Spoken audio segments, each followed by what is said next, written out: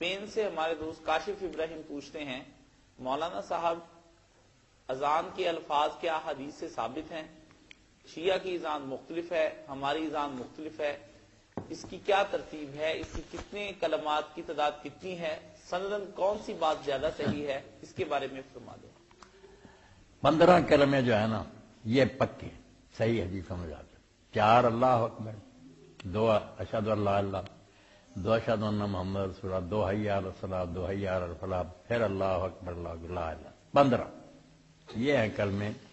جو پکے۔ باقی جو شیعہ حضرات کی اذان اس میں ہے کہ 2 بار کہتے ہیں حی علی خیر العمل، حی علی الفلاح کے بعد جو ہے نا اشہد ان لا الہ الا اللہ، یہ وہ خود ہی ان کے عالم مانتے ہیں کہ یار بناوٹی ہم نے زید سے یہ نکالا کہ سنیوں کو دکھ دیں، خود لکھتے ہیں کہ سنیوں کو چرانے کے لیے، ورنہ یہ کوئی اذان نہیں، بلکہ علماء لکھ دیتے ہیں چھوٹی سے چھوٹی کتاب میں لکھا کہ قصد جزیر کیا ہے نا،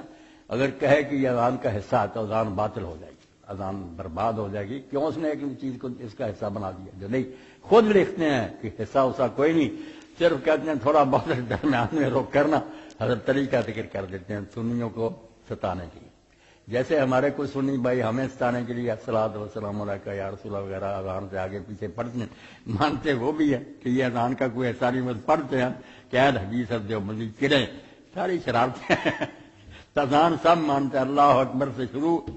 لا اللہ پر ختم، حی علی خیر العمل ٹھیک ہے، وہ اگر کوئی کہے کوئی بڑی بات نہیں، کبھی کبھی کاشف بھی اگر کہہ لیا کرے